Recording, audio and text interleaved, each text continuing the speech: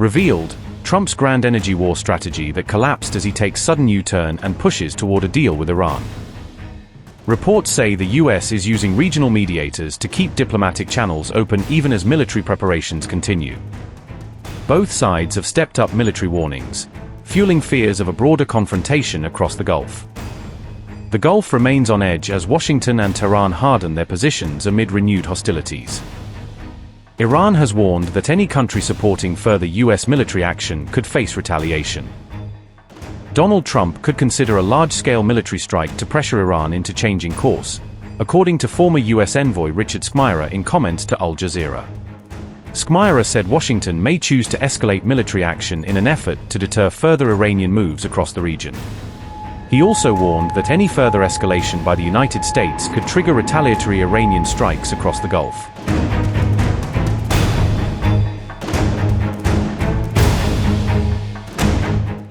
An Iranian political activist claimed Tehran was preparing retaliatory strikes if its energy facilities came under attack.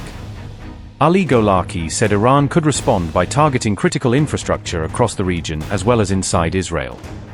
Earlier, IRGC-affiliated Fast News had identified regional energy facilities among potential targets in the event of further conflict.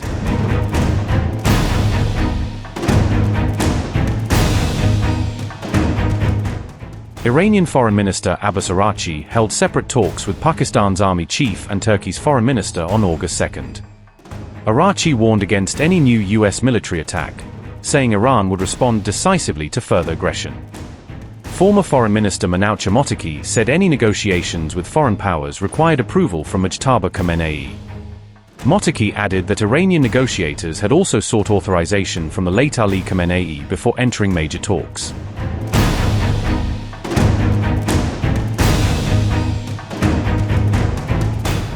Iran warned Arab states against allowing the United States or Israel to use their territory for military operations against Tehran.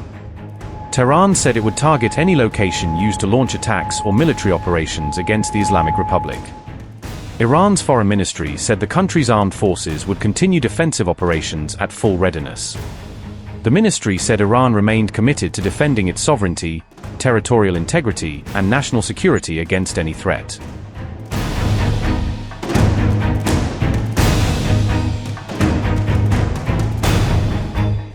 Trump appears to get cold feet and cancels fresh Iran strikes just as Mujtaba is warning Arab states about hosting US attacks.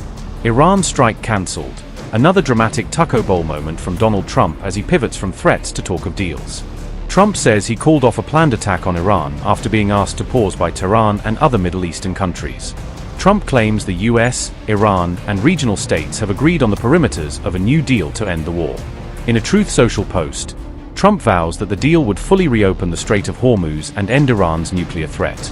Trump insists the US is locked and loaded but agrees to hold off strikes on Iran while negotiators try to seal the deal. Trump said, and I quote, "The USA is locked and loaded and ready to go against the Islamic Republic of Iran, at levels of military terror, strength, and power not seen since World War II. Despite this, we have just been asked by Iran, and other Middle Eastern countries, to hold off any attack in that the perimeters of a deal has been agreed to. This would include the immediate, complete, and total opening of the Hormuz Strait, and an end to Iran's nuclear threat. Based on this request, I have agreed, for the future benefit of the world and, likewise, the survival of a successful and prosperous Iran, to cancel the attack, subject to being able to rapidly make a deal. The country of Israel joins me in this commitment. Get to work, everybody, and get it done." Unquote. Trump and US officials say the naval blockade and pressure campaign around Hormuz will continue until a final agreement is signed.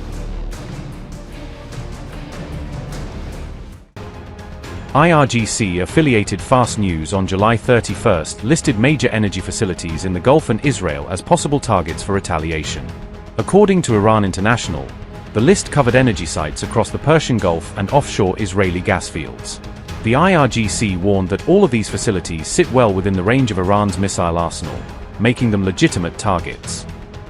Iran International citing Fast News named, and I quote, Saudi Arabia's Ghor oil field, Abqaiq and Karai's facilities, the UAE's Ruwais refinery and Zarqam oil field, Qatar's North Field and Ras Laffan LNG facilities, Kuwait's Bergen oil field, Bahrain's Sitra refinery and Israel's Leviathan and Tamar gas fields. Unquote. The report also pointed back to Iran's earlier strike on Qatar's Ras Laffan gas facilities during the current conflict. Those Ras Laffan facilities were hit in direct response to Israeli and US strikes on Iran's South Pars gas field.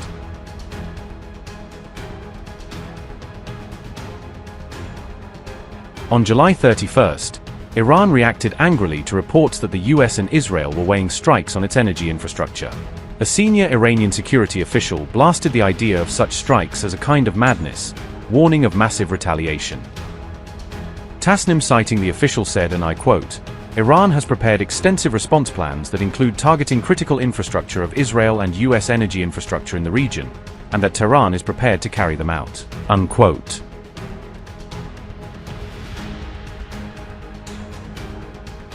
Reports say the US and Israel are preparing possible strikes against energy targets inside Iran. CBS News reported the potential campaign on July 31st, citing multiple sources, as relayed by Iran International. The mooted US-Israeli campaign could hit Iranian power plants, refineries, and other energy nodes. Reports emphasize that President Trump has not yet given final approval for those strikes.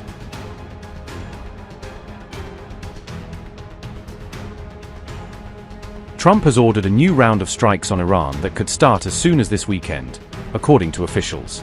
The Wall Street Journal carried the same claim on July 31st, citing US officials, as quoted by Iran International. Trump has warned Tehran it will face heavy military action unless it comes back to the negotiating table. In a cabinet meeting at Camp David, Trump vowed the US would be hitting them very hard. Iran is doing very poorly, just in case you read incorrect stories. They're doing very, very poorly. They're having a hard time. They've been very dishonest. They've been very dishonorable to deal with. But that makes no difference. They're doing very, very poorly. Their missiles have been largely, they have some left. They have some, but they have far fewer than they had 4 or 5 months ago. Their manufacturing capacity is almost gone. The drone capacity is almost gone. There are very few. But they have some. If they have one, that's too many as far as I'm concerned.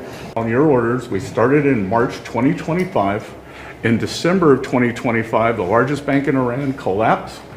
The central bank had to print money, caused inflation. Now they got 180% inflation. They aren't able to pay their troops. And on your orders, we are searching for their assets all around the world, and that money will go to the Iranian people, Americans who have been harmed by the Iranians, whether the USS Cole, or the barracks in Lebanon, or it will go back to when the Iranians attacked these ships coming out. So it's been a privilege to be part of that.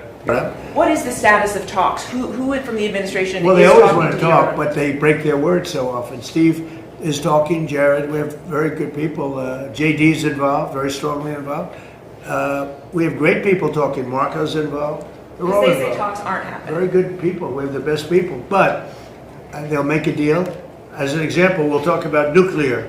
And we'll be in there talking about nuclear for 7 hours. I say, why do you need 7? You can take 10 minutes. You have 5 minutes. You should solve it. But 7 hours. And then they'll go out, and I'll say, they discuss nuclear. And they'll go out and they'll say, we never discussed nuclear. And I'll say, why do they say that? All they do is make me angry. You know, you just make me angry.